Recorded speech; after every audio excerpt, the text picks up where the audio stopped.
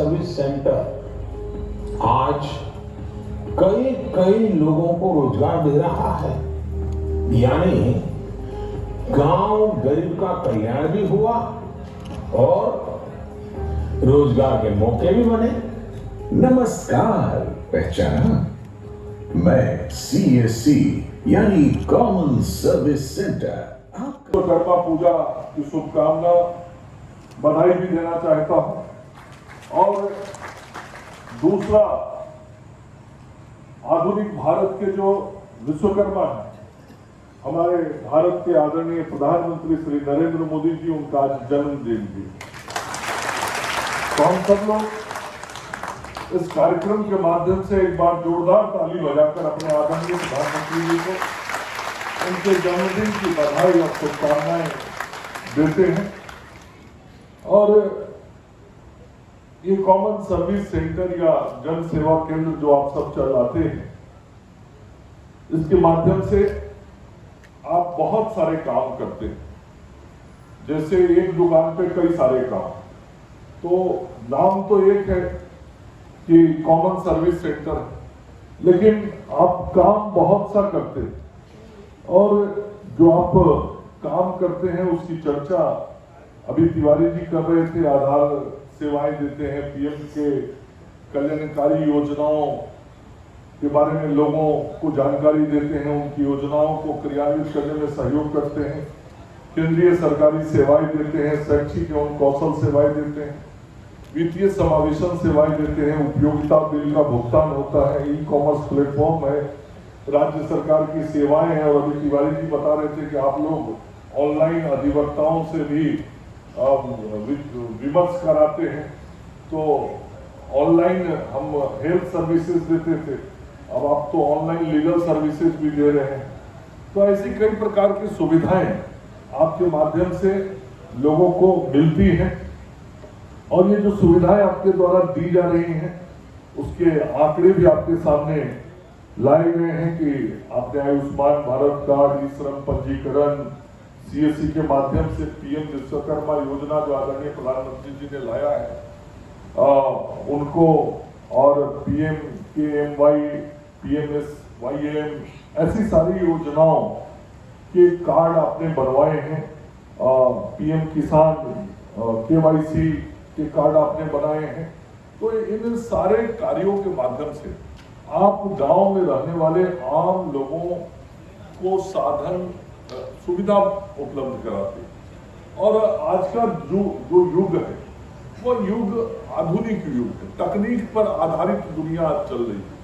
और आज से 15 साल पहले का भी बिहार था। हम ही लोग गांव से आते हैं। उस वक्त कोई इंटरनेट सेवा की बात करता था तो लगता था कि इंटरनेट सेवा कैसे गांव तक पहुंचेगा, ये गांव में ऑनलाइन सर्विसेज कैसे होंगी, हमारा लैपटॉप कैसे चलेगा। लैपटॉप कोई पट्टा में चलाता था, गांव जाता था तो उसका लैपटॉप काम नहीं करता था, वहाँ कंप्यूटर चलाने में उसको दिक्कत आती थी। ये कॉमन सर्विस देने की कल्पना तो 15-20 साल पहले कोई सोचता नहीं था। तो दुनिया बदली है और दुनिया आज तकनीक पर आधारित हो गई। और आदरणीय प्रधानमंत्री नरेंद्र मोदी जी जब से आए हैं, उन्होंने डिजिटल इंडिया की बात की।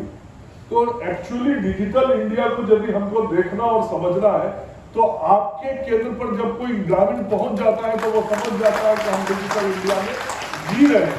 क्योंकि आपके यहाँ पहुंच के वो अपना आधार कार्ड बना लेता है, आपके यहाँ पहुंच के वो कोई भुगतान करना है तो वो भुगतान कर देता है, आपके यहाँ कोई योजना में उसको रजिस्ट्रेशन कराना है तो वो अपना रजिस्ट्रेशन करा लेता है, आपके यहाँ किसी योजना का कार्ड बनवाना है तो वो कार्ड बनवा लेता है। और उसको वो सारी सुविधाएं गांव पंचायत के अंदर मिल जाती हैं, जिसके लिए कभी वो बहुत उसको दूर चल के जाना पड़ता था। तो ये सारा काम आप सब लोग के माध्यम से हो रहा है और आप लोगों को सहयोग भी कर रहे हैं। और साथ ही जैसा कि तिवारी जी बता रहे थे कि डीएलईज जो है ये लगभग 1 लाख के आसपास, कितना नंबर बता रहे थे, 2 लाख से ऊपर। तो ये जो डिजिटल इंडिया के माध्यम से आप लोगों को सेवा दे रहे हैं, तो 2 लाख युवाओं को रोजगार भी आज मिला है। आपने रोजगार गांव में स्वयं से खड़ा किया है और रोजगार सृजन का भी काम हुआ और उसके माध्यम से लोक कल्याण का भी, जन कल्याण का भी काम आपके द्वारा किया जा रहा है। तो ये जो गांव में हमारे पढ़े लिखे युवा जो जिनको पहले कभी छोटे छोटे काम धंधे के लिए, रोजगार के लिए बिहार से बाहर जाना पड़ता था, आज उसको बिहार से बाहर नहीं जाना पड़ता। आज वो चाहे तो कॉमन सर्विस सेंटर अपने आप खोल लेता है और पढ़ा लिखा युवक केंद्र खोल के रोजगार से जुड़ जाता है और घर बैठे अच्छी कमाई भी करता है और जन सेवा का भी काम करता है। तो ये दोनों काम हमारे गांव में बैठे हुए नौजवान कर लेते हैं। आज भी इतनी उन्नति के बाद भी बहुत सारे गांव में घर हैं जहां लैपटॉप नहीं है, जहां पे इंटरनेट, गांव के अंदर कोई जगह है जहां पे इंटरनेट की दिक्कत कहीं आती है। अभी भी कुछ भौगोलिक स्थिति ऐसी है इस राज्य के अंदर, कुछ भौगोलिक केंद्र हैं जहां पे पहाड़ होने के कारण, अन्य कारणों से इंटरनेट की सुविधाओं की दिक्कत है। तो उसके बगल के जो केंद्र आप जहां साधन, जहां सुविधा देते हैं, वहां वो ग्रामीण पहुंच के विभिन्न सुविधाओं का इस्तेमाल करते हैं। और अभी यहाँ पे दीपक जी बैठे हुए अभी मुझे बता रहे थे कि अभी जो सर्वे का काम चल रहा है, तो बहुत सारी जानकारियां जो पहले कर्मचारी के झोले में रहती थी और कर्मचारी के उस झोले से उस जानकारी को निकालने के लिए गांव के लोग परेशान होते थे, वो सारी जानकारियां अब ऑनलाइन डाल दी गई हैं। और कोई ग्रामीण किसी प्रकार के कागजात संबंधी जानकारी लेना चाहता है तो वो आपके सेंटर पे जाके वो जानकारी प्राप्त कर लेता है, या उसका पेपर डाउनलोड करना चाहे तो वो कर सकता है। ये जो सारा परिवर्तन हुआ, ये तकनीक के कारण हुआ और उस तकनीक की सेवा आप सब लोग देने का काम कर रहे हैं और उस संदर्भ में अन्य जो सारे प्रशिक्षण के काम हैं वो भी कराए जा रहे हैं। तो मैं निश्चित रूप से ये कह सकता हूं कि जो आज का बदलता हुआ भारत है, उस बदलते हुए भारत की जीती हुई तस्वीर आप सब लोग हैं और आप सब लोग को देख के ऐसा महसूस होता है कि हम आज दुनिया में इस मामले में पीछे नहीं है, हम दुनिया के साथ चल रहे हैं। मैं स्वास्थ्य विभाग से जुड़ा हूं, कृषि विभाग से जुड़ा हूं। आप सब लोगों ने आयुष्मान कार्ड बनाया है, लगभग 3 करोड़ 30 लाख आयुष्मान कार्ड आप सब लोगों ने बनाए हैं। इसके लिए आपको धन्यवाद भी देता हूं। लेकिन आपको ये बताना चाहता हूं कि पूरे राज्य में लगभग 8.5 करोड़ लाभार्थी हैं जिनको आयुष्मान कार्ड बनना चाहिए। हम ये भी मानते हैं कि हमारे यहाँ कुछ माइग्रेशन है, हमारे यहाँ से कुछ लोग राज्य के बाहर जाते हैं, तो एक कुछ आबादी को हम मान भी ले कि बिहार से बाहर हो, तो भी हमें हमारे पास बनाने के लिए बहुत बड़ी संख्या बची हुई है जिनको हम आयुष्मान कार्ड नहीं बना पाए। और उसका एक जो सहज कारण मैं गांव में रह के समझ पाता हूं कि परिवार में किसी एक व्यक्ति को बन जाता है और उस परिवार के 4 सदस्य हैं तो बाकी 3 मान लेता है कि अरे घर में किसी का बन गया, हमको जिस दिन जरूरत पड़ेगा तो बनवा लेंगे, आज बनवाना कौन जरूरी है। इसलिए वो उस दिन का इंतजार करता है जिस दिन उसको आयुष्मान योजना की जरूरत हो और उस दिन कार्ड बने। हमको लोगों को ये बताना पड़ेगा, आप सब चूंकि गांव से जुड़े हुए लोग हैं, आपको लोगों को ये बताना पड़ेगा कि आयुष्मान योजना का लाभ लेने के लिए हर परिवार के हर व्यक्ति का कार्ड बनाना जरूरी है। और जिस दिन घर में कोई घटना घट जाएगी, घर में कोई आकस्मिकता आ जाएगी, उस दिन आप कार्ड बनाने जाओगे तो उस वक्त जीवन के लिए हर मिनट बहुत महत्वपूर्ण होता है जान बचाने के लिए। तुम कार्ड बनाने में यदि घंटा भर आपका चला जाएगा तो आपके जीवन पर खतरा हो सकता है। इसलिए कार्ड बना के घर में रखो, कार्ड बना के रखोगे वो काम आएगा। और आप सब लोगों को मैं आज एक टास्क भी दे रहा हूं, और 23 तारीख को आयुष्मान भारत योजना जो है, और ये 2 नाम से योजना चलती है अपने राज्य में, प्रधानमंत्री जन आरोग्य योजना और मुख्यमंत्री जन आरोग्य योजना। तो इन दोनों योजनाओं के तहत हमको कुछ काम करने हैं। और ये जो पीएम जय योजना शुरू हुआ था वो 23 सितंबर 2018 को शुरू हुआ।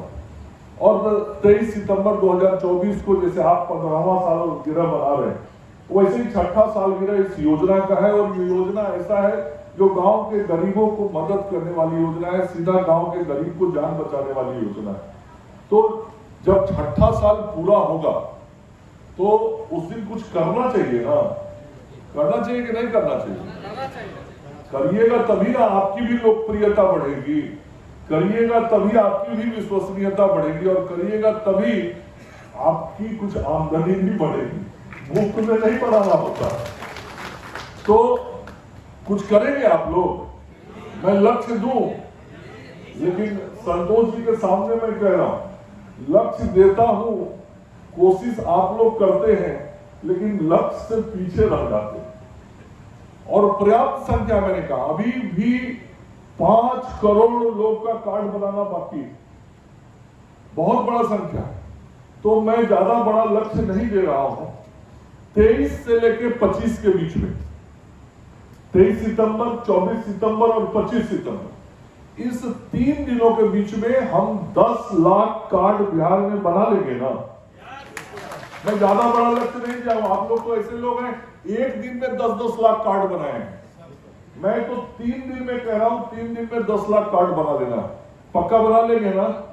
इस बार संतोष जी को कोई एक्सक्यूज आके हमारे पास नहीं देना पड़ेगा ना, ये कारण हो गया, वो कारण हो गया, हो जाएगा। मैं निश्चिंत रहूं, आवाज में दम नहीं है। अब लग रहा है कि तो निश्चित रूप से आप सब लोग इस काम को करेंगे। हम सब लोग की शुभेच्छा, शुभकामनाएं सदैव आपके साथ रहती है। और मैं फिर दोहराना चाहता हूं, सीएससी आज जीता जागता भारत है।